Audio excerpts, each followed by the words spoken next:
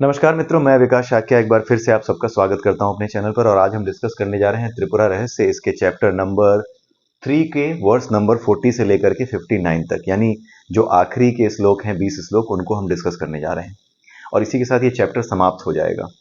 उसके बाद हम चौथे चैप्टर में आगे की कहानी देखेंगे। इस चैप्टर के इस पार्ट में जो वर्स नंबर 40 से लेकर के वर्स नंबर 59 तक है, इसमें हम ये समझेंगे कि जीवन के वास्तविक प्रश्न क्या होते हैं, वो चीज़ें क्या होती हैं जो हमें परेशान करती हैं, वो प्रश्न क्या होते हैं जो हमें तंग करते हैं। हमारे मन में और हमारी बुद्धि में जो खींचातानी होती है, हमारे माइंड में, हमारे इंटेलेक्ट में, हमारी सोल में और हमारे माइंड में, आप ये कह सकते हैं कि क्या खींचातानी होती है जब हम सही रास्ता पकड़ना चाहते हैं तो गलत रास्ता किस तरीके से हमें खींचता है। और सही रास्ता जब हमें ये बताता है, सही का अनुभव कराता है, तो हमें ऐसा क्यों लगता है कि आखिर में ये सही रास्ता इस तरफ क्यों नहीं जा रहा कि ये मुझे जो भोग मुझे चाहिए या जो चीज़ें मुझे अपने जीवन में चाहिए उसमें किसी तरह की हेल्प क्यों नहीं कर रहा। थोड़ा ध्यान से समझिएगा कि क्या चीज़ है ये। सपोज कीजिए कि कोई व्यक्ति ऐसा है जो कि एक बहुत अच्छा बिजनेसमैन है। एक बहुत अच्छा बिजनेसमैन होने के साथ साथ उसकी इच्छा ये है कि वो आध्यात्म में, यानी स्पिरिचुअलिटी में भी काफ़ी आगे बढ़ जाए। दोनों चीज़ें उसके साथ चल रही हैं। स्पिरिचुअलिटी में भी आगे बढ़ना चाहता है, राइट। लेकिन उसको ये दिखता है कि जो स्पिरिचुअलिटी है, जो जीवन का मुख्य उद्देश्य है, उसकी तरफ ले जाने वाली जो शक्ति है, वो उसे उसके व्यापार में लाभ क्यों नहीं दे रही। आप समझ गए होंगे। फिर से सुनिए। एक व्यापारी है, ठीक है, बहुत अच्छा है। उसे दो चीजें परेशान कर रही हैं, ठीक है। एक चीज मतलब परेशान एक ही चीज कर रही है, दो चीजें उसे खींच रही हैं। खींचने वाली चीजें, दोनों चीजें परेशानी करती हैं। एक चीज है आध्यात्म, जो उसे सही रास्ते पर, सही मार्ग पर ले जा रही है और सही और गलत का अर्थ उसे सही से पता चल रहा है। उसे ये पता चल रहा है कि प्रकृति के साथ योग करने का क्या मतलब है, यज्ञ का क्या मतलब है, किस प्रकार से मैं अपने जीवन में आगे बढ़ सकता हूँ, आध्यात्मिकता में कैसे अपने जीवन को आगे ले जा सकता हूँ ताकि मैं सत्य को देख सकूँ, सत्य को पहचान सकूँ। उस ऊर्जा का या उस एनर्जी की वजह से जो ज्ञान उसे मिल रहा है या जो अनुभव उसे हो रहे हैं, वो पता है कि वो अनुभव उसे सही रास्ते पर ले जाते हैं। और संसार में जो कुछ भी गलत होता है या जो कुछ भी वो गलत करता था या करता है, उसको करने से वो रोकते हैं आध्यात्मिक विचार, ठीक है। तो वो आध्यात्मिक विचार उसे रोकते हैं। और दूसरी तरफ ये एक व्यापारी भी है। अब ये व्यापारी ये सोचता है कि मुझे व्यापार के माध्यम से मेरा जीवन जो है चलाना तो है, ये जीवन, ठीक है। तो व्यापार के माध्यम से मेरा जो जीवन है वो आसानी से चल क्यों नहीं पा रहा। ये आध्यात्म, ये जो स्पिरिचुअलिटी है, जिस रास्ते पे मैं चल रहा हूँ, ये स्पिरिचुअलिटी मुझे सही फल क्यों नहीं दे पा रही। यानी स्पिरिचुअलिटी में मैं आगे बढ़ रहा हूँ, सही ज्ञान मेरे पास है, लेकिन ये सही ज्ञान वाकई में मुझे मेरे वास्तविक जीवन में, मेरे सांसारिक जीवन में, जहां मुझे पैसे कमाने हैं, बच्चे पालने हैं, घर बनाना है, गाड़ी लेनी है, बहुत कुछ करना है, ये सारी चीजों में ये आध्यात्मिक ज्ञान हेल्प क्यों नहीं करता, राइट। उसकी अंडरस्टैंडिंग ये नहीं होती कि हाँ, इस दो तरह के लोग होते हैं। एक तो होते हैं कि स्पिरिचुअल रास्ते में चल करके या धार्मिक, स्पिरिचुअलिटी और रिलीजियस होने में अंतर है। स्पिरिचुअल और रिलीजियस दो तरीके के लोग होते हैं। जो रिलीजियस लोग होते हैं वो इसलिए पूजा पाठ करते हैं कई बार, क्योंकि उन्हें ये लगता है कि अगर वो सही रास्ते पर चलेंगे, पूजा पाठ के रास्ते पर, धर्म का रास्ता जो बताया गया है उसको वो रट लेते हैं। कुछ मंत्रों में, कुछ पूजा में, कुछ उपाय में उन्हें लगता है कि जीवन का सही मार्ग निहित है। जबकि वो पूजा पाठ के असली मतलब को नहीं जानते कि वो पूजा पाठ केवल और केवल आपको तैयार करने के लिए होता है। किसके लिए? आध्यात्मिक जीवन की तैयारी कराने के लिए होता है, योग की तैयारी कराने के लिए होता है, भक्ति योग के माध्यम से। लेकिन वो उसे साधन समझते हैं अपने वास्तविक जीवन की समस्याओं को हल करने का। आधे से ज्यादा जनता, मैं तो ये कहूंगा कि 95% से ऊपर जनता इसी तरह के विचारों से परेशान रहती है। यही खींचातानी एक बड़ी ही सुंदर कहानी के माध्यम से इस चैप्टर में बताई गई है, ठीक है। दूसरे तरीके के लोग जो होते हैं वो क्या होते हैं? स्पिरिचुअल। स्पिरिचुअल लोग ये जानते हैं कि ये जो पूजा पाठ है, ये जो चीजें हैं, इसका उद्देश्य, इसका ये वास्तविक लक्ष्य नहीं है, ये अंतिम लक्ष्य नहीं है। पूजा पाठ करते रहना अंतिम लक्ष्य नहीं है। पूजा पाठ करते रहने के बाद एक स्थिति ऐसी आती है जहां पर आपको कुछ अनुभव होते हैं, उस अनुभव से आगे बढ़ते जाना है। ये स्पिरिचुअल लोग होते हैं, राइट। इनको ये पता होता है कि इससे आगे बढ़ते जाना है। जो रिलीजियस लोग होते हैं वो भी ये जानते हैं कई बार, लेकिन कुछ लोग ऐसे होते हैं जो संसार में फंसे हुए, कुछ क्या, बिल्कुल 90% लोग ऐसे हैं जो संसार में फंसे हुए, जिन्हें ये चिंता है कि घर कैसे बनेगा, गाड़ी कैसे आएगी, ये सारी चीजें कैसे होंगी। ये चीजें चाहिए, ये चीजें चाहिए, सबको चाहिए, राइट। लेकिन ये चीजें आपके मेन टारगेट नहीं होने चाहिए। ये चीजें आपका मेन टारगेट ना होकर के स्पिरिचुअलिटी आपका मेन टारगेट होना चाहिए, क्योंकि स्पिरिचुअलिटी के रास्ते पर चलने पर ये चीजें एज अ बाई प्रोडक्ट अपने आप आती हैं। आप ये समझ जाइए कि आपको आपको जो है अगर जेड सिक्योरिटी चाहिए तो you don't need to achieve it कि भाई मैं पैसे की सहायता से या अपने प्रभाव की सहायता से मेहनत करके या चार तरह की तिकड़म करके एक बहुत प्रभावशाली व्यक्ति बन करके ये चीजें अपने लिए लूं, जेड सिक्योरिटी लूं। ये करने की जरूरत नहीं है। या तो एक तरीका ये है कि आप अपने आप को प्रभावशाली व्यक्ति बनाइए, लेकिन ये करने की जरूरत नहीं है। अगर आप अपने आप को नॉलेज के माध्यम से, ज्ञान के माध्यम से, चाहे आप भौतिक विज्ञानी हो, रसायन विज्ञानी हो, चाहे आप जीव विज्ञानी हो, इकोनॉमिस्ट हो, कुछ भी हो, एक ऐसे महत्वपूर्ण व्यक्ति बन जाएं जो पूरे देश के लिए एक असेट हो, पूरे समाज के लिए एक असेट हो, पूरे विश्व के लिए एक असेट हो, तो उसे जेड सिक्योरिटी अपने आप पूरी दुनिया में दी जाएगी। राइट। तो एक वो लोग होते हैं जो इसे टारगेट बनाते हैं और मुख्य लक्ष्य को छोड़ देते हैं। दूसरे लोग वो होते हैं जो जानते हैं कि मुख्य लक्ष्य को टारगेट बनाओ, एज अ बाई प्रोडक्ट ये चीजें जो संसार में मिलती हैं तो अपने आप आएंगी। राइट। और इनसे ज्यादा लेना देना नहीं होना चाहिए। और जब ये इन चीजों में घुस जाते हैं जिसे नॉलेज कहते हैं, तो उन्हें पता लगने लगता है कि एक ग्रोथ जिसे संसार में ग्रोथ कहा जाता है, उसके अलावा भी एक ग्रोथ होती है, और वो ग्रोथ मुझे अब सही ग्रोथ लग रही है, वही ग्रोथ मुझे असली ग्रोथ लग रही है। वो मेरे इनर कंसाइंस की ग्रोथ है जिसे मैं दूसरों को एक्सप्लेन नहीं कर सकता, लेकिन वो मेरे भीतर लगातार हो रही है और मुझे एक हायर डायमेंशन पे ले जाती है। ये होता है। राइट। लेकिन होता क्या है, 95% से ज्यादा लोगों के साथ होता यह है कि स्पिरिचुअलिटी में भी जब वो आगे बढ़ते हैं तो उन्हें ये पता है कि इट्स अ बाई प्रोडक्ट, जो कुछ हमें संसार में मिलना चाहिए that's a by product. Right. लेकिन दिक्कत ये होती है कि उनकी छोटी छोटी चीजें भी उनकी पूरी नहीं हो पाती। तो उस केस में उनको क्या लगता है कि इस स्पिरिचुअलिटी की वजह से, आगे बढ़ने की वजह से भी ये चीजें मिल क्यों नहीं रही। तो उन्हें यह लगता है कि क्या ये स्पिरिचुअलिटी मैं गलत फॉलो कर रहा हूं। तो जी हाँ, गलत ही फॉलो कर रहे हो, क्योंकि आप उसके माध्यम से इसको पाने की इच्छा कर रहे हो। आप उस पर फोकस रहिए। देर लगेगी, चाहे कुछ भी लगे, देर लगे, हो सकता है कि आपको कुछ भी ना दिखाई दे। राइट। लेकिन जो असली ग्रोथ है, जो आपकी स्पिरिचुअल ग्रोथ है, इंटरनल ग्रोथ है, वो ग्रोथ आपके हर काम को निकालती चली जाएगी। आप कहीं फंसेंगे नहीं। राइट। आप उतने में रहें जितना आपको जरूरी है। हो सकता है उतना ही मिले, हो सकता है आपको बहुत ज्यादा मिले। बहुत ज्यादा तभी मिलेगा जब आप उसको संभाल सकें। राइट। तो अधिकतर लोगों की समस्या यही होती है कि स्पिरिचुअलिटी में है, but at the same time, एक एग्जांपल जो मैंने दिया था कि वो व्यापारी भी हैं और उस व्यापारी को ये लग रहा है कि मैं स्पिरिचुअलिटी में इतना आगे बढ़ रहा हूं, but at the same time ये चीजें तो मेरी लाइफ में ठीक हो ही नहीं रही। राइट। तो ऐसा क्या है, स्पिरिचुअलिटी में आगे बढ़ने के बाद क्या मैं कुछ गलत कर रहा हूं कि जो बाई प्रोडक्ट्स आ रहे हैं वो सही नहीं आ रहे हैं। राइट। तो इस तरह के विचार आने लगते हैं। तो यहां पर उसी चीज को एक कहानी के माध्यम से बताया गया, जिसमें एक कैरेक्टर है हेमलता। उसी के आश्रम में ये राजकुमार, दो राजकुमार थे, उसमें से एक राजकुमार था हेमचूड़। वो उस आश्रम में पहुंच गया था। उस आश्रम में पहुंचने के बाद वो हेमलता से उसकी मुलाकात होती है और हेमलता से उसकी बातचीत होती है। अब आगे की कहानी में ये बताया जा रहा है कि हेमलता ने उसको कहा था कि आप थोड़ी देर रुकिए, मेरे पिताजी आएंगे, आप उनसे बातचीत कीजिएगा और उनका दर्शन करके आप फिर यहाँ से प्रस्थान कर जाइएगा, जैसा भी आपकी इच्छा हो।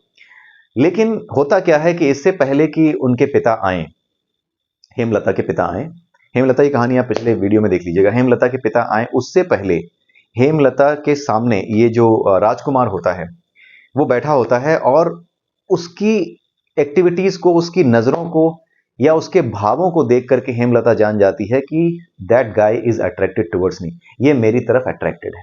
राइट। इस चीज को वो जान जाती है। जब वो इस चीज को जान जाती है कि ये बंदा मेरी तरफ अट्रैक्टेड है, तो वो उससे कहती हैं कि आप थोड़ा धीरज धरें, मेरे पिताजी आएंगे, आप उनसे जो कहना चाहें कह सकते हैं, और उसके बाद अगर उनकी मर्जी हुई, उनकी जो इच्छा हुई, उसके अनुसार ही काम होगा, उसके अनुसार ही मैं अपना काम, आगे का निर्णय मैं लूंगी। ये बात उनसे वो कहती है, क्योंकि उस समय होता यह था कि चाहे कोई भी कन्या हो, अगर उसके पिता ने, ठीक है, पहले तो कन्या को अपना वर चुनने का अधिकार होता था, स्वयं वर चुनने का अधिकार होता था, लेकिन अगर किसी कन्या के पिता ने एक अच्छा वर समझ करके उसकी शादी तय कर दी, उसका विवाह तय कर दिया, या फिर लड़की को भी लड़का पसंद है और उसके पिता की जब तक आज्ञा नहीं मिलती तब तक क्या है, वो उसके साथ नहीं जा सकती। लेकिन अगर उसकी आज्ञा मिल गई या पिता ने या किसी ने रिश्ता तय कर दिया, तो फिर उस रिश्ते का, उस बात का वो सम्मान करते थे।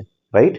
तो इसमें क्या है कि हेमलता को भी जो है ये समझ में आ रहा था कि ये मेरी तरफ अट्रैक्टेड है, लेकिन उसने ये जवाब नहीं दिया कि आपका अट्रैक्शन मेरी तरफ गलत है, मैं अट्रैक्टेड नहीं हूं, आप भूल जाइए मुझे, ये जवाब नहीं दिया। उसने ये जवाब दिया कि आप जो है मेरे पिताजी से बात कीजिएगा। इट मीन्स क्या? इट मीन्स ये कि मुझे कोई प्रॉब्लम नहीं है। अगर मेरे पिताजी मान जाते हैं तो मुझे तुमसे विवाह करने में, शादी करने में कोई समस्या नहीं है। तो यही होता है। अब होता यह है कि इसके पिता आते हैं, लड़की के पिता आते हैं, हेमलता के पिता आते हैं। हेमलता को आपने देखा होगा, उसकी माता का नाम क्या था? ये जितने भी वर्ड्स आ रहे हैं ना, मेटाफोरिक वर्ड्स हैं, आप इनको याद रखिएगा। उनकी माता का क्या नाम था हेमलता की? विद्युत प्रभा। उसके बारे में हमने पिछले वीडियो में समझा है। अब हेमलता है, ठीक है। हेमलता बिल्कुल शांत है, स्थिर है, बिल्कुल एक इस तरह की लड़की है जो कि अपने आप को नियंत्रण में रख सकती है। उसका अपने सेंसेस पे पूरा कंट्रोल है, वो बहक नहीं सकती। मतलब उसकी बुद्धि स्थिर है, वो स्थिर बुद्धि है। वो बने बनाए नियमों को तोड़ना नहीं चाहती या तोड़ नहीं सकती। उसके अंदर इतनी क्षमता है कि वो नियमों को तोड़ने के लिए उतावली नहीं है। वो अपनी इच्छाओं को पूरा करने के लिए जो नियम बने हैं उनको तोड़ने के लिए उतावली नहीं है। वो नियम से चलकर ही आगे बढ़ना चाहती है, राइट। तो उसका अपने ऊपर पूरा कंट्रोल है, पूरा एक तरीके से उसका जो सेंसेस हैं उसके वश में है, राइट। तो जब उसके पिता आते हैं, अब हेमलता के पिता, पिता कौन है? वो धर्म पिता है, यानी जिन्होंने हेमलता को पाला था। तो हेमलता के पिता जब आते हैं, जिनका नाम क्या है? व्याघ्रपद। व्याघ्रपद क्या कहते हैं? देखते हैं राजकुमार को, राजकुमार उनको प्रणाम करते हैं। तो व्याघ्रपद क्या करते हैं? बहुत ध्यान से देखते हैं लड़के को। और जब वो लड़के को, राजकुमार को देखते हैं तो अपनी जो योग शक्ति है, इस प्रकृति के साथ जुड़ने की शक्ति को ही योग शक्ति कहते हैं। मतलब योग शक्ति का मतलब क्या होता है? इस प्रकृति के साथ जुड़ जाने की शक्ति। प्रकृति के साथ जुड़ जाने की शक्ति का मतलब क्या होता है? प्रकृति में जो ऊर्जा है वो ऊर्जा एक रॉ एनर्जी नहीं है, उस एनर्जी के पास नॉलेज है इस क्रिएशन को चलाने का। तो ये क्रिएशन कैसे चल रही है, वो नॉलेज इस प्रकृति के पास है। कुछ लोग अपनी फ्रीक्वेंसी को इस नेचर में जो एनर्जी फ्लो कर रही है उसकी फ्रीक्वेंसी के बराबर कर लेते हैं, उसके इक्विवेलेंट कर लेते हैं, तो वो ट्यून कर जाते हैं उससे। इसी ट्यूनिंग को क्या कहते हैं? योग कहते हैं, राइट। सांस ऊपर नीचे खींचना, जितनी देर सांस अंदर रखी उतनी देर बाहर फेंकना, ये सब कुछ और नहीं है, ये यौगिक क्रियाएं हैं। ये योग नहीं है। यौगिक क्रियाओं का लक्ष्य है योग, लेकिन यौगिक क्रियाएं योग नहीं है। यौगिक क्रियाएं हैं सांस लेना, सांस बाहर छोड़ना, कपालभाति, प्राणायाम, ये सारी चीजें योगाभ्यास, प्राणायाम, ये सारी चीजें अभ्यास हैं, ये प्रक्रियाएं हैं, ये योग नहीं है। योग क्या है? अपने आप को इस स्थिति में ले आना, अभ्यास कर करके कि आप इस एनर्जी के साथ ट्यून हो जाओ। जब आप इस एनर्जी के साथ ट्यून हो जाते हो तो सिंस वो एनर्जी सब कुछ जानती है, तो जो कुछ वो जानती है वही सब कुछ आप जानने लगते हो, राइट। आपको कोई सिखाता नहीं है, कोई पढ़ाता नहीं है, ऐसा नहीं है पढ़ने से नहीं आती है, ऐसा नहीं है किताबें पढ़ने से आती हैं चीजें। ये अपने आप आपको आ जाती हैं, अपने आप आपको पता लग जाती हैं। इसके लिए किताबें पढ़ने की जरूरत नहीं है, राइट। किताबें तो मदद करती हैं, आपको एक दिशा देती हैं कि देखो सोचने की दिशा यह है। किताबों का कम से कम महत्व है, अधिक से अधिक महत्व आपके अनुभव का है, और उससे भी अधिक महत्व है गुरु ने आपको जो अनुभव कराए उसका। गुरु ने आपको किसी चीज का अनुभव करने में जो मदद की उसका सबसे ज्यादा महत्व है, सबसे ज्यादा महत्व गुरु का है। कोई भी शास्त्र, कोई भी ग्रंथ, चाहे वो त्रिपुरा रहस्य हो, चाहे भगवत गीता हो, कुछ भी हो, कोई भी ग्रंथ गुरु का रिप्लेसमेंट कतई नहीं है। आप ये भूल जाइएगा कि इस चैनल पर आकर अगर आपको अच्छा लग रहा है, आपको सुनने में बातें अच्छी लगती हैं, आपको लगता है कि सब समझ में आने लगा है। कुछ लोगों को लगता होगा कि मुझे सब समझ में आने लगा है, क्योंकि हो सकता है पहले से आप बेटर स्थिति में आ गए हैं, राइट। लेकिन इसका मतलब ये नहीं कि आप सब कुछ जान गए। मैं कहता हूं आप 6 to 7% भी हो सकता है जान पाए हो, इससे ज्यादा हो सकता है ना जान पाए हो। मैं भी हो सकता है सब कुछ ना जानता हूं, नहीं जानता, राइट। 5 to 6% या उससे भी कम हो सकता है, मुझे पता हो। लेकिन हाँ, मेरे अपने एक्सपीरियंस से जिस तरीके से चीजों को मैंने पढ़ा, जैसे इन चीजों को समझा जाता है, उसके पूरे ग्रामर के विषय में जब मैंने पढ़ा, तब जाकर के ये चीजें मैंने समझी। और उसके बाद जो है भगवान की कृपा कह लीजिए, जो भी है, उसके बाद ये चीजें मैं एक्सप्लेन करने खड़ा होता हूं, और बिना किसी तैयारी खड़ा होता हूं। मैं आपको सही बता रहा हूं, मैं इनकी प्रिपरेशन नहीं करता। मुझे जो कुछ पता है, जो मेरे एक्सपीरियंस से आता है, मैं बस खड़ा होकर के वो सारी बातें आपको बताता हूं, राइट। और जो कुछ बताता हूं आप उसको जा करके अगर देखेंगे, हो सकता है कहीं पर कुछ चीजें गलत मिले या मिसअंडरस्टैंडिंग के साथ मिले, क्योंकि मैं कोई गुरु नहीं हूं।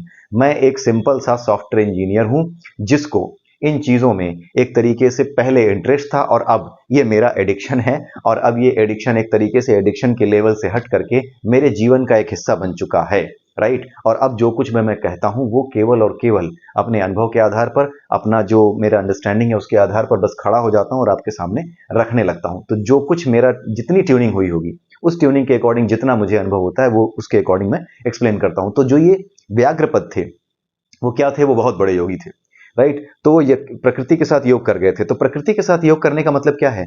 कि वो ये जान गए थे कि प्रकृति काम कैसे करती है। अगर वो ये जान गए थे कि प्रकृति काम कैसे करती है, तो वो ये भी जान जाते हैं कि अगर आपके अंदर किसी तरह की एनर्जी चल रही है, एनर्जी वेव्स में डिस्टरबेंस है या एनर्जी वेव्स किसी तरीके से अलग वे में जा रही हैं, तो वो ये जान जाते हैं कि जिस व्यक्ति के अंदर एनर्जी वेव्स अलग तरीके से चलती हैं तो उसके रंग रूप में, उसके चेहरे में किस तरह का चेंज आ जाएगा। क्योंकि हमारे अंदर जो एनर्जी वेव्स का चेंज होता है ना, वो हमारे बाहर दिखाई देने लगता है। जैसे किसी आदमी को थोड़ी देर के लिए गुस्सा आए तो उसका चेहरा देख के आप समझ जाते हैं। तो अंदर एनर्जी किस चीज की है? एंगर की एनर्जी है। अब उस एंगर की एनर्जी ने आपके चेहरे को थोड़ी देर के लिए बदल दिया है।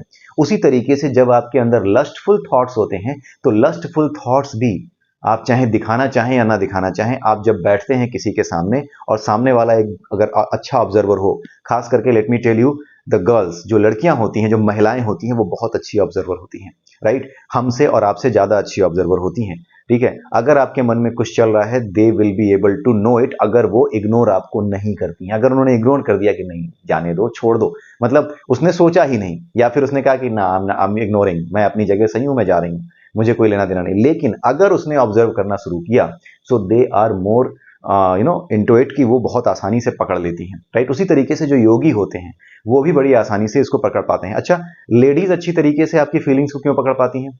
ये सच है, मैं आपको बता रहा हूं, मजाक नहीं है ये। लेडीज आपकी फीलिंग्स को अच्छी तरह से इसलिए पकड़ पाती हैं क्योंकि वो क्रिएटर्स हैं। किसकी? इस संसार में बच्चे पैदा करने का काम, संतान को इस संसार में लाने का काम वो स्त्री ही करती है। तो उसके भीतर जब एक बच्चा पलता है तो उस पूरी की पूरी मॉडस ऑपरेंडी को वो लगातार एक्सपीरियंस करती है। और वो लेडी बहुत ज्यादा एक्सपीरियंस करती है इस चीज को, जो लगातार हर पल अपने बच्चे को पल पल अपने भीतर बढ़ता हुआ महसूस करती है और तरह तरह के विचार उसके मन में, या तरह तरह से वो एनालाइज करती है कि क्या चल रहा है। उस खुशी में, उस आनंद में लगातार 9 महीने तक वो रहती है। तो जब इस चीज में वो रहती है तो उसके भीतर एक क्रिएशन, पूरी क्रिएशन काम कर रही होती है, जो क्रिएट करती है इस संसार को, इस ब्रह्मांड को जो क्रिएट करती है ना, उस ब्रह्मांड को क्रिएट करने की पूरी शक्ति उसके भीतर काम कर रही होती है। तो वो एक एक चीज का अनुभव कर पाती है अगर पूरे के पूरे उसमें अपनी गर्भावस्था के समय, उसकी प्रेगनेंसी के समय वो इन चीजों को बड़े ध्यान से समझती है, लगातार हर पल अगर इस चीज का अनुभव करती है तो उसे ये पता लगने लगता है, उसे अनुभव होने लगता है। वो बता नहीं पाएगी आपको कि हाँ कैसा होता है, लेकिन उसे मातृत्व जिसे वो कहते हैं वो अनुभव होता है। उसको केवल एक अनुभव कहा जाता है मातृत्व। उस पर किताबें कितनी भी लिख दी जाए, लेकिन वो किताबें केवल इस चीज पे होती हैं, बच्चे कैसे पालें, प्रेगनेंसी के दौरान अपना ध्यान कैसे रखें। They are more towards other aspects, right? लेकिन जो असली एस्पेक्ट होता है ना, मातृत्व, जो एक कैरेक्टरिस्टिक होता है, एक ऐसी फीलिंग जिसको केवल जिया जा सकता है, एक्सप्लेन नहीं किया जा सकता, उसको केवल और केवल एक लेडी जानती है। अब क्योंकि वो अपने भीतर एक पूरी क्रिएशन को होते हुए अनुभव करती है, इसलिए उस नेचर को जब वो आपके सामने, अगर आप उसके बैठे हुए हो, तो अगर वो आपको ध्यान से देखे, राइट, अगर वो इग्नोर ना करे, अगर वो थोड़ा सा भी ध्यान रखे, तो कोई लड़की कभी भी किसी तरह के जाल में नहीं फंस सकती। लेकिन होता यह है कि इतना कितना आप किसको जो है वो करते फिरेंगे। हर लड़के को हर लड़की थोड़ी वो करती फिरेगी कि हाँ इसको भी समझूं, कहीं ये कुछ गलत तो नहीं सोच रहा, तो वो तो एनालाइज ही करती रह जाएगी। एनालिसिस थ्रू पैरालिसिस हो जाएगा तो वे जिंदगी में काम क्या करेगी। लेकिन कुछ जगहों पे इन चीजों को एनालाइज करना, जहां पे आपको खटका लगे, जरूरी होता है, राइट? तो उस केस में क्या होता है कि जब उनको ये चीजें पता होती हैं तो सामने अगर कोई बैठा हुआ है तो उसके चेहरे के हाव भाव, उसकी हरकतें या उसके बैठने के स्टाइल को देख करके, राइट, शी बिकम्स अवेयर। ये जो किताबें होती हैं जो लिखी गई हैं, या फिर जो शास्त्र लिखे गए हैं हमारे यहाँ, कि हमारे जो शरीर की रचना है, शरीर रचना विज्ञान है, किसी के हाथ लंबे हैं, किसी की आंखें टेढ़ी हैं, भैंगी हैं, जो भी हैं, तो इस तरह की चीजें किस वजह से होती हैं, इसके अंदर किन गुणों की अधिकता होती है, वो सारी चीजें वहां जो लिखी होती हैं वो इसी स्टडी के आधार पर लिखी गई होती हैं। या फिर जो आपका जो बिहेवियर होता है, आपके जो हाथों का, आपके पूरे शरीर का जो बिहेवियर होता है, जिस तरीके से ये बिहेवियर चेंज होता है, उसको देख करके ये प्रेडिक्ट करना, साइकोलॉजिकली प्रेडिक्ट करना कि सामने वाला क्या सोच रहा होगा, दैट बिकम्स वेरी प्रोमिनेंट। और इस पे किताबें लिखी गई। जैसे एक सिंपल एग्जांपल होता है कि अगर कोई लड़का या कोई मेल किसी फीमेल के सामने अपने दोनों टांगों को ऐसे फैला करके बैठा हुआ है, तो इट मीन्स कि he is very much sexually attracted towards that lady, right? वो उसकी तरफ सेक्सुअली अट्रैक्टेड है। अदरवाइज वो अपने टांगों को अलग तरीके से मोड़ करके ही बैठता है या बंद करके ही बैठता है, राइट? ये शरीर रचना विज्ञान में, या फिर जो साइकोलॉजिकल अंडरस्टैंडिंग होती है मनुष्य के बिहेवियर की, वो उसमें ये चीजें बताई जाती हैं, पढ़ाई जाती हैं। एक दो चीजें ये इस तरह की आपको मिलेंगी वहां पे, राइट? लेकिन वो आधुनिक विज्ञान ने पकड़ा है। लेकिन जो हमारा आध्यात्मिक विज्ञान है उसका सीधा सोर्स क्या है? आध्यात्म है, मातृत्व है। मातृत्व क्यों? क्योंकि क्रिएशन उसके भीतर वो होते हुए देखती है, और हमारा पूरा शरीर ठीक वैसे ही बनता है जैसे ये पूरा ब्रह्मांड बनता है, राइट। ये पूरा ब्रह्मांड जो बनता है उसी को पूरा का पूरा क्रिएशन कहते हैं। आपने देखा होगा, एक बात आ रही है तो मैं बता देता हूं। आपने देखा होगा कि एक जो जो नली होती है उससे बच्चा जुड़ा होता है। माँ की जो नाभि होती है उसकी एक नाल होती है, उस नाल से बच्चा जुड़ा होता है। वो जो नाल होती है ना, वो नाल रिप्रेजेंट करती है उस नेचर को, उस स्टार्टिंग पॉइंट को जहां से ये क्रिएशन बनना शुरू होती है, राइट। तो जब ये क्रिएशन बनना शुरू होती है तो वो एनर्जी बहुत प्योर होती है, उसमें कोई गंदगी नहीं होती। तो वो जो प्योर एनर्जी होती है, जहां से वो प्योरिटी पाई जाती है, राइट, उसी प्योरिटी को आपने देखा होगा कि ब्रह्मा के नाम से कमल के ऊपर बैठा हुआ दिखाया जाता है। तो these are all metaphoric stories, ये सारी की सारी मेटाफोरिक वे में की गई एक्सप्लेनेशंस हैं।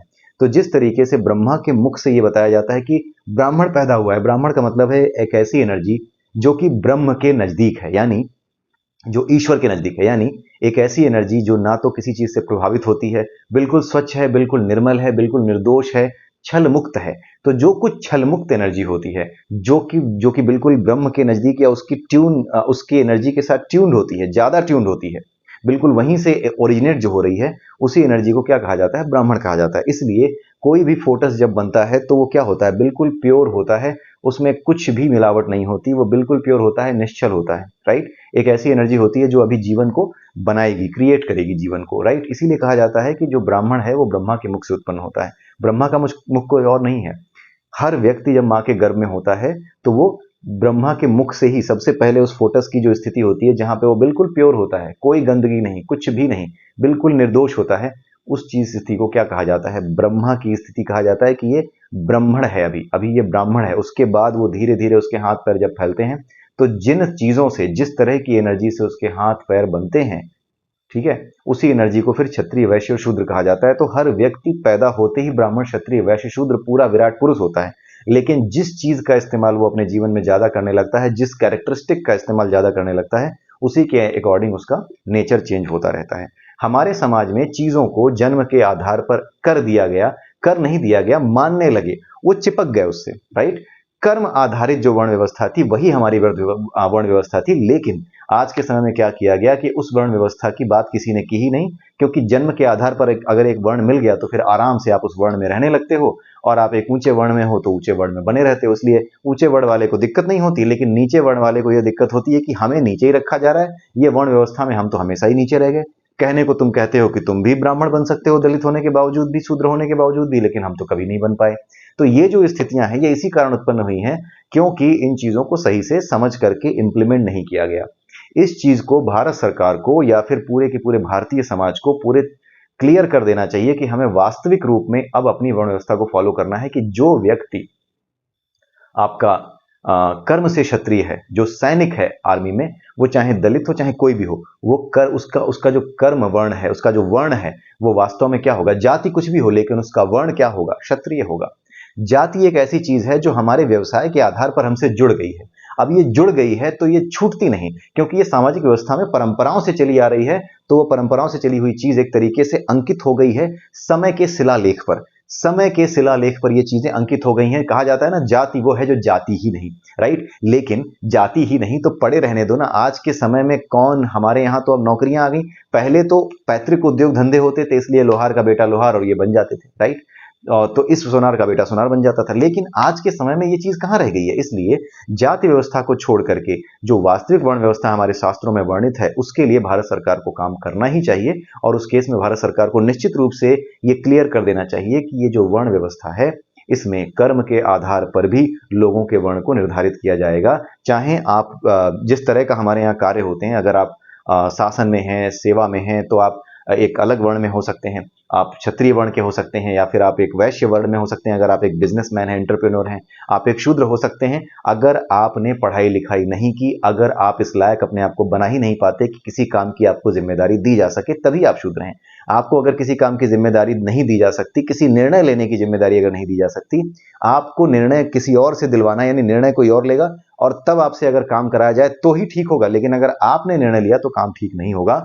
ये चीज अगर देखी जाए तो उसी को शूद्र कहा जाता है जो खुद से निर्णय नहीं ले सकता। उसको शूद्र नहीं कहा जाता जो कि शूद्र के यहाँ पैदा होता है। अगर ऐसा होता तो बाबा साहब भीमराव अंबेडकर, जो कि इतने बड़े विद्वान हैं, जो किसी ब्राह्मण से कम नहीं है ज्ञान के मामले में, ज्ञान के मामले में किसी ब्राह्मण से कम नहीं है, इसीलिए जो ब्राह्मण थे, उनके गुरु थे, उन्होंने अपना सरनेम इनको दिया था कि ये बालक, क्योंकि उस समय, आज तो बहुत वामपंथियों की वजह से ये बहुत बड़ी मक्कारी फैली हुई है, लेकिन उस समय भी लोगों को पता था। तो उनके जो गुरु थे वो जानते थे कि वर्ण व्यवस्था गलत तरीके से चल रही है, इसलिए उन्होंने देखा कि ये जो राम सकपाल है, जो कि बाबा साहब भीमराव अंबेडकर का असली नाम है, उन्होंने देखा कि ये जो लड़का है ये बहुत इंटेलिजेंट है, इसकी जो बुद्धि है बड़ी शार्प है। और इनफैक्ट अगर आप उनकी किताबें पढ़ेंगे ना, लिखी हुई कानून की किताबें और जो उनके एनालिसिस हैं घटनाओं पे, अगर आप एक किताब आती है बाबा साहब भीमराव अम्बेडकर की, उसका नाम है भारत या पाकिस्तान या भारत का विभाजन, अगर आप उसको पढ़ेंगे तो ये विल बी मेस्मराइज्ड कि कितना अच्छा विश्लेषण किया था। और आज जो भारत में स्थिति हो रही है बंटवारे की वजह से, पाकिस्तान के बंटवारे में जो आधा अधूरा बंटवारा हुआ,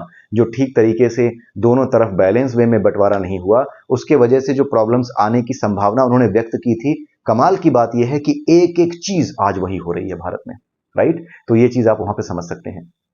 तो किसी भी व्यक्ति के, वापस अपने टॉपिक पे आते हैं, थोड़ा सा ऑफ टॉपिक चला गया था मैं, बट हाँ, अगर आपको लगा हो कि हाँ काफी बोर किया मैंने, तो आप उसके लिए मुझे माफ कीजिएगा, क्योंकि कई बार क्या होता है कि कुछ ऐसी चीजें हैं, मेरा उद्देश्य केवल और केवल इस चैनल पर आकर के कहानियां सुना करके चले जाना नहीं है, बल्कि ये चैनल बनाया इस उद्देश्य से गया है कि एक जागृति लेकर के आए हमारे समाज में, जो कि अपने शास्त्रों को, अपने धर्म को, अपने धर्म ग्रंथों को सही से समझता हो। क्योंकि मैं किसी के पक्ष में या किसी के विरोध में नहीं हूं। पक्ष में इसलिए नहीं हूं क्योंकि वर्ण व्यवस्था का सही से पालन नहीं हो रहा। अगर मैं ब्राह्मणों की बात भी करूं तो कौन इस चीज का प्रयास कर रहा है कि वर्ण व्यवस्था को सही से लाया जाए? आप केवल लिख ही तो रहे हो कि वर्ण व्यवस्था जो है हम जन्म के आधार पर नहीं, कर्म के आधार पर होती थी, लेकिन इसके लिए प्रयास क्या कर रहे हो? कोई प्रयास कर रहा है क्या? नहीं कर रहा है। तो करना चाहिए।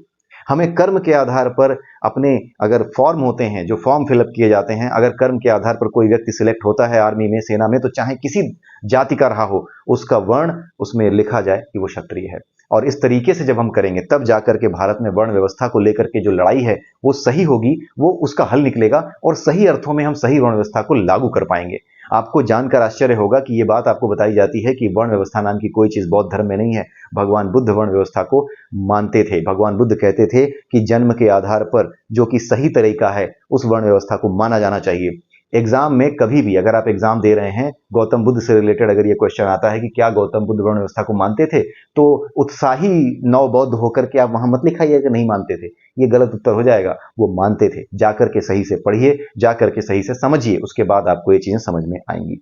ठीक है, तो आइए देखते हैं आगे की बात। आगे की बात में यह है कि हेमलता का विवाह जो है उनके पिता उस बालक से, उस लड़के से कर देते हैं, हेमचूड़ से। बालक नहीं था, वो बड़ा था, राजकुमार था, उससे कर देते हैं। क्यों कर देते हैं?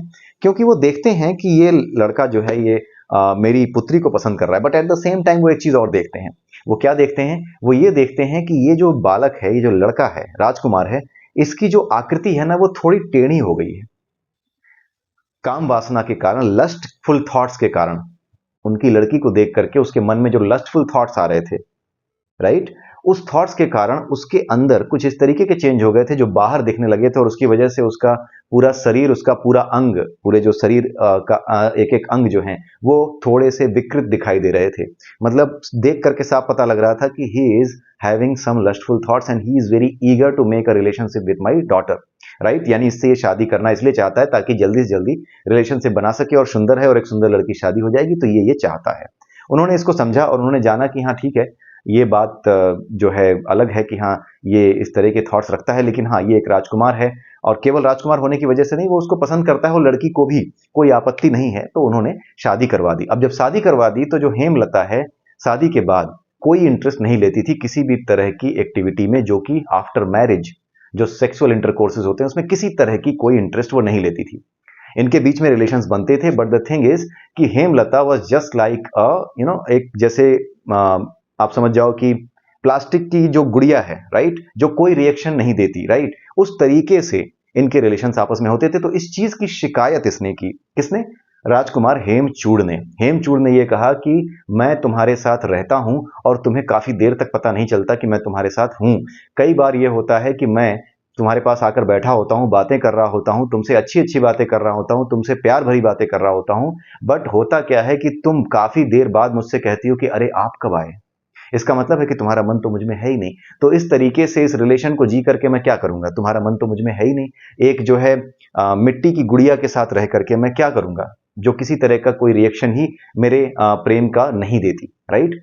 तो इस चीज को उसने पूछा, राइट। तो ये चीज उसने पूछी और उसके बाद काफी चीजें जान पूछने के बाद कि भाई ये प्रॉब्लम है, ये प्रॉब्लम है, तुम मेरे साथ रहती क्यों नहीं, तुम कठपुतली की तरह क्यों बनी रहती हो, तुम मेरी बातों पर ध्यान क्यों नहीं देती, तुम आउट ऑफ जोन क्यों रहती हो, तुम जोन आउट क्यों रहती हो। ये सारी चीजें उसने पूछी और पूछा कि आखिर ऐसा क्या कारण है कि तुम ऐसा करती हो। तो इसी का उत्तर अगले अध्याय में दिया जाएगा। इतनी ही चीज थी इस चैप्टर में। मैंने आपके आधे घंटे ले लिए हैं, लेकिन हाँ, आप जितनी भी बातें मैंने आपको बताई हैं, अगर आपने उसको ठीक से समझा है तो फिर इस चैप्टर को समझना आपके लिए आसान हो जाएगा, राइट। तो यहां पर ये चैप्टर समाप्त होता है और लास्ट में एक नोट है। नोट में ये बताया गया है कि अगर कोई, वही जो शरीर विज्ञान है, अगर किसी व्यक्ति के अंदर थॉट्स चलते हैं, लस्टफुल थॉट्स, तो उसके अंदर जो हमारा जो नर्वस सिस्टम है उसमें इस तरह की इलेक्ट्रिक पल्सेस जनरेट होती हैं कि उस इलेक्ट्रिक पल्सेस की वजह से एक अलग तरीके की मैग्नेटिक वेव, एक अलग ऑरा सामने आता है और उस ऑरा की वजह से आपका जो पूरा बॉडी है उसमें एक मोटी सी परत बन जाती है, एक बड़ी एनर्जी वेव की। ठीक है, क्योंकि होता यह है ना कि जब आप लस्टफुल थॉट्स में होते हो तो आपका कंसंट्रेशन बहुत हाई होता है। अगर इतना कंसंट्रेशन पढ़ते समय हाई हो तो पता नहीं आदमी क्या कर जाए, लेकिन लस्टफुल थॉट्स के समय जो कंसंट्रेशन होता है वो बहुत हाई होता है। इतना हाई होता है कि वो एनर्जी की एक मोटी लेयर बना देता है। कंसंट्रेशन इतना ज्यादा होता है कि वो एनर्जी की बहुत मोटी लेयर बना देता है, क्योंकि उसमें डिजायर्स छुपी होती हैं। इतनी डिजायर छुपी होती है कि एक मोटी लहर बन जाती है। किसकी? फ्रीक्वेंसी, लस्ट की, लस्टफुल फ्रीक्वेंसी की। उसकी वजह से वो चीजें, जो वो एक थिक एनर्जी वेव है, उसकी वजह से बाहर भी वो थिक एनर्जी वेव शरीर के अंगों में परिवर्तन के रूप में दिखाई देने लगती हैं। तो ये एक इंडिकेशन यहाँ पर, जो हमारा समुद्र शास्त्र है जिसमें शरीर के अंगों को देख करके आदमी की आदत, उसकी प्रकृति बताई जाती है, उसका भी एक इंडिकेशन ये दिया गया है यहाँ पर। समुद्र शास्त्र में यही सब बातें बताई जाती हैं कि आदमी के शरीर को उसके अंगों को देख करके ये पता करना कि उसका स्वभाव, उसकी प्रकृति क्या है। तो इसी के साथ मैं आप सबसे विदा लेना चाहूंगा और अगले वीडियो में अगले अध्याय के साथ अगले हफ्ते मैं फिर आऊंगा। तब तक के लिए जय सिया राम, जय श्री कृष्णा, जय श्री राधे, ओम नमः शिवाय।